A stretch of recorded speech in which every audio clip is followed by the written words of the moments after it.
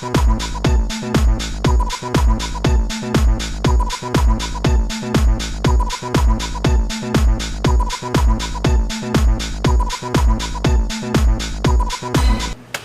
Lydia Aboudian.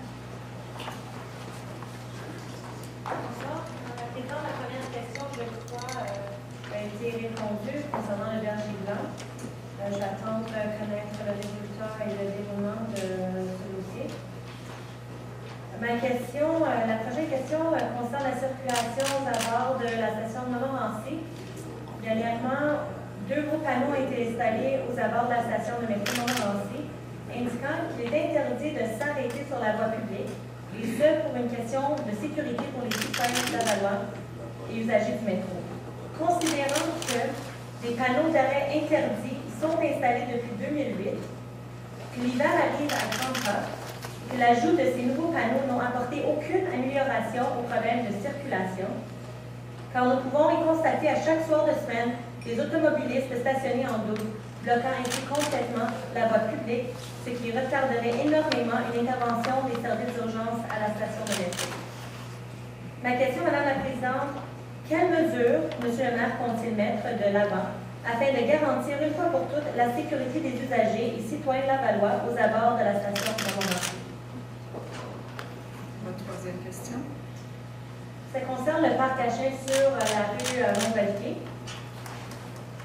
Je crois que ce parc Cachin n'est pas exploité à son plein potentiel. Il y a 2 problèmes majeurs qui doivent être adressés. Le premier est que les 2 entrées sont des piscines de boue et posent un danger pour ceux qui essaient de sauter par-dessus et même pour certains qui grimpent par-dessus la clôture. Il devrait y avoir des planches en caoutchouc ou en bois pour permettre le trafic lourd à l'entrée. Deuxièmement, il fait noir à 16 heures et il n'y a pas d'éclairage dans le parc. C'est une question de sécurité, quand nous ne pouvons pas visiblement surveiller l'interaction des chiens et de notre environnement. Ma question s'agit de vous demander si c'est possible de faire des modifications aux entrées et si on peut installer des lampadaires. Merci. Madame la Présidente, quant aux mesures pour contrôler la circulation au niveau de la station de Montmorency, je vais donc demander au service de l'ingénierie à la décision de circulation et au service de police de réexaminer les mesures qui sont en place et voir si elles sont satisfaisantes ou si nous en avons besoin de supplémentaires. Quant au parc Cachin sur Montgolfier, il y a un nouveau stationnement qui n'existait pas avant. Les gens stationnaient dans la rue, stationnaient partout. Il y a quand même une entrée assez facile pour les véhicules et une sortie assez facile pour les véhicules. Quant à l'entrée pour le parc Cachin comme tel, il y a 2 endroits. Est-ce que c'est suffisant? Je vais demander au service pertinent d'examiner la situation. Quant à l'éclairage, nous sommes à côté d'une rue qui est très bien éclairée. Est-ce que nous allons éclairer les parcs Cachin jusqu'à 10h, 11h le soir? Je vous avoue que c'est la première fois que ça nous est demandé. Je vais donc demander au service pertinent de regarder la question. Monsieur David de Cotis.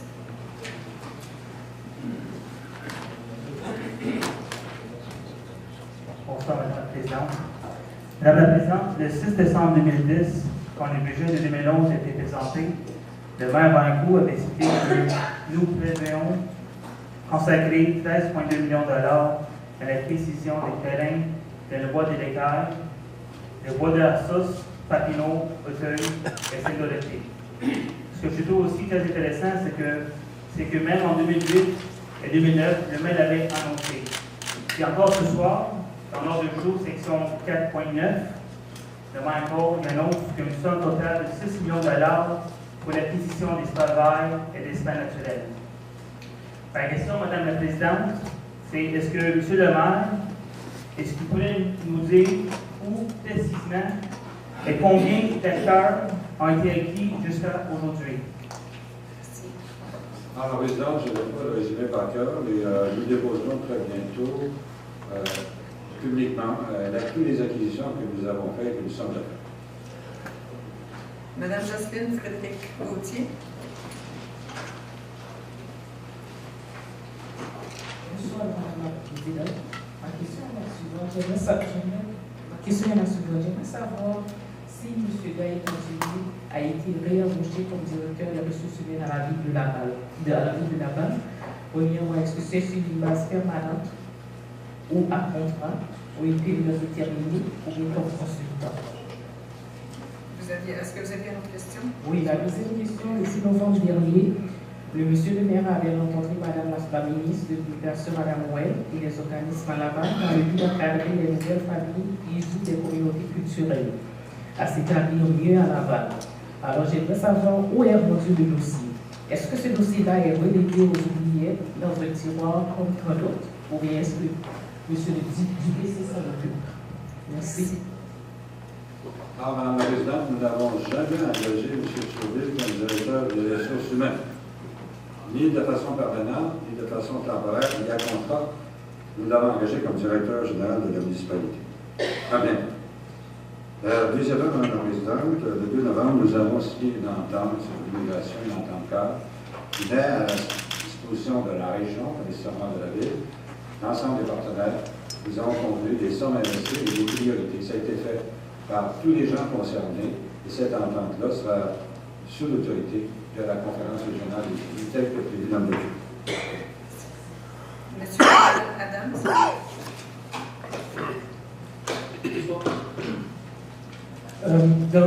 En fait, semaine dernière, dans le cahier Affaires de la presse, le journaliste Michel Girard a expliqué qu'en vertu du nouveau partenariat fiscal et financier qui avait été conclu en 2007 entre le gouvernement Charest et les chefs de file du municipalité de Québec, dont M. le maire fait partie, c'est seulement à partir de 2014 que le gouvernement du Québec va rembourser aux municipalités la totalité de la TVQ qui lui sont versées. Donc, au lieu de s'enrichir de 3,8 milliards de dollars au moyen de diverses compensations financières, les municipalités se retrouvent avec un manque à gagner de 1,2 milliard de dollars. Donc, il y a fort à parier que les contribuables de Lavallois ont une contribution dans le budget que vous allez présenter prochainement. Donc, ma question est à combien ce chiffre de manque à gagner de la ville de Laval à ce jour, en ce qui a trait à l'entente de 2007, et quelles actions politiques entendez-vous mener pour récupérer cet argent et essayer de hausser le tableau fiscal des contribuables? Ma deuxième question, selon notre dossier sur l'explosion des taxes municipales au Québec, publié encore une fois dans la presse cette semaine, on rapporte que les taxes à Laval ont augmenté de 18,3% depuis 2006. Et ça, malgré la bonne cote de Stanley Rose. Donc, dans votre prochain budget, vous allez probablement dire que les taxes vont augmenter de façon inévitable, mais d'un petit pourcentage. Par contre, dans un avis public qui a été publié dans le Courrier Laval cette semaine, faisant part d'une décision du Conseil à la séance du 30 novembre dernier, séance plus courue probablement, vous avez imposé une hausse de taxes à certains propriétaires d'immeubles situés le long de la terre où les travaux vont avoir lieu. Donc, ma question est pourquoi est-ce que le Conseil a adopté cette hausse de taxes sélective en douce la semaine dernière, au lieu d'inclure la mesure dans le budget qui va être présenté prochainement, et donc ainsi révéler le véritable pourcentage de hausse au lieu du chiffre de trafic. Merci. Alors, Madame la Présidente, je dois d'abord rassurer M. Adams, il y avait une erreur dans le tableau du ministère. Le ministère de la police, parce que lui, le ministère n'a pas considéré que nous avions fait l'étalement du rôle. Alors, selon les propres chiffres maintenant corrigés du ministère, c'est 14% et non pas 18%. Ceci reflète non pas la hausse de taxes apportées aux contribuables. Toutes les mesures que nous avons implantées, comme les compensations environnementales que doivent apporter les développeurs, se font par des règlements de taxation. Les compensations que nous exigeons de taxes au bassin se font également par des règlements. Et le ministère, pour faire le calcul de ces enjeux de taxes, inclut donc tout ceci. Ce n'est donc pas des taxes qui sont à la charge de l'ensemble des contribuables. Alors, d'une part, quand on regarde les années citées, l'augmentation réelle du compte de taxes unifamilial moyen, je dis bien moyen parce que c'est sur une moyenne, pour les 4 années, pour les 5 années, a été de 6,36%. Beaucoup moins que l'inflation. Et dans la même presse, M. Dubé, l'éditorialiste, disait que quand une ville augmente ses taxes, simplement au niveau de l'inflation, elle a donc gelé ses taxes. Alors, comme nous avons augmenté le fardeau fiscal du contribuable de moins que l'inflation, nous lui avons donc baissé son fardeau fiscal. Et cette année, nous aurons également un tableau qui démontre dans le budget combien de moins en dollars réels ces gens-là sont appelés à sauver chaque année. D'autre part, Mme la Présidente, Laval a baissé sa dette de 175 000 pendant qu'elle n'a pas négligé ses obligations, qu'elle n'a pas arrêté de rénover ses infrastructures, de rénover ses usines de production d'eau potable, ses stations d'épuration. Donc, nous sommes une ville qui est vraiment dans le peloton de tête Et une ville modèle au Québec, dans la gestion municipale. On a baissé notre dette, on a augmenté nos liquidités. Ce sont des choses d'ailleurs qui ont fait en sorte que nous avons maintenant la meilleure cote de crédit qu'une ville peut avoir au Québec, meilleure qu'à l'ensemble des autres villes et meilleure que le gouvernement du Québec. Quant à l'autre argument, je voudrais dire à monsieur qu'il fait une erreur. Le règlement 11445 visait à diminuer le fardeau fiscal d'un groupe de contribuables basé sur le résultat des soumissions et le coût réel des travaux plutôt que sur l'estimé. Alors, on n'a donc pas fait les choses en catimini et on l'a fait à temps avant qu'ils reçoivent justement leur compte de taxe. Monsieur Pierre Lantier.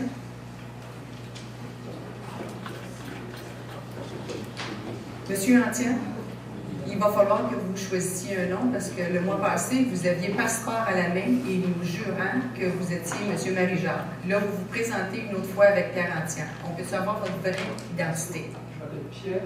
Est-ce que je peux voir le micro? Okay. Je m'appelle Pierre Marie-Jacques Antienne. Alors, il faudrait marquer tout votre nom.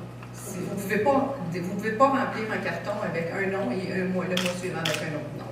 D'accord, c'était le mois dernier, on part sur de bonnes bases. C'est parce que le mois passé, vous m'aviez dit que M. Pierre Antienne avait quitté la salle et que vous étiez Marie-Jacques. Alors, s'il vous plaît, non, regardez, je ne veux pas de discussion, prenez un nom et gardez-le. D'accord, c'est celui qui est marqué. Pierre Antienne, ça vous va? C'est pas pour M. Antienne. Regardez, M. Antienne, vous pouvez prendre le nom que vous voulez, mais prenez un nom légal. Un nom qui c'est vous. D'accord? Alors, posez votre question, M. Antienne. C'est assez. Je voulais juste dire que vous aviez compris que c'était stratagème, je m'en excuse. Je m'excuse, M. Antienne. C'était par rapport au baillon, vous avez dit ça en présentant sur... Monsieur Antienne, posez votre question, c'est assez. C'est pas possible d'être grand. Je ne sais pas si on peut relever le micro. Merci. Le mois dernier, vous rappeliez un règlement, les règlements qui régissent le bon déroulement de ces conseils municipaux, surtout la période de questions. Vous l'avez dit tout à l'heure, d'ailleurs, et nous sommes d'accord avec tous ces énoncés. Donc, le règlement de poser des questions d'intérêt public pour la ville de Laval. J'aurais pu bien le dire, mais votre rappel était d'autant plus contradictoire que quelques minutes après votre énoncé des règlements, un monsieur qui devait probablement se rendre à Mirabel et qui a pris la mauvaise sortie sur la 15 a finalement rebondi à cette assemblée pour nous poser une question d'intérêt public pour la municipalité de Mirabel. Comble de la contradiction, M. Frère a passé 9 longues minutes à nous expliquer. Monsieur Antienne, votre question, s'il vous plaît. Alors, ma question, c'est comment avez-vous pu accepter sa question compte tenu de ce que vous veniez de nous déclarer quelques minutes avant? C'est une question vraiment dirigée pour vous. Alors, mais monsieur Antienne, je vais répondre. Monsieur le maire siège à la CMM, dont Mirabel fait partie, et c'est une question d'intérêt qui a rapport avec ses fonctions. Alors, posez votre deuxième question, monsieur Antienne. D'accord. Ma deuxième question, on a tous réalisé à quel point ce sujet, justement, est à cœur, mais c'était pas facile de parler des éléphants blancs d'autres villes, d'une autre à Laval. Alors, je me concentre sur notre propre éléphant blanc, le Cosmodome. Et donc, je me demande, et c'est ma question d'intérêt public pour Laval, combien de temps, d'argent et d'énergie devra-t-on encore déployer et gaspiller par le Cosmodome pour que vous réalisiez qu'il va finir dans le cimetière des éléphants blancs, comme l'aéroport de Mirabel, comme le stade olympique? Je m'excuse si j'ai dérivé le micro, j'essaie de répondre. Merci beaucoup. Je viens de remarquer que M. Ancien a décidé d'arracher le micro pour l'élever à sa hauteur. Ceci étant dit, Mme la Présidente, le Cosmodome est un essai scientifique reproduit à la fois par le gouvernement du Québec, par le gouvernement du Québec, par la communauté scientifique, par le ministère de l'Éducation et par la communauté métropolitaine. Tout ce monde-là serait des idiots et ne serait pas capable de prendre des décisions intéressantes.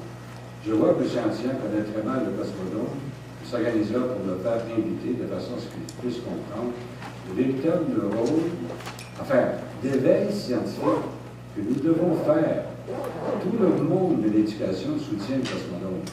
Et ceux qui parlent maintenant contre le Cosmodome, ça ne me dérange pas du tout. Ils seront jugés, je serai jugé là-dessus. Et j'ai aucune difficulté à vivre avec. Ça fait déjà d'ailleurs 17 ans que je vis avec cette décision-là. Très agréable.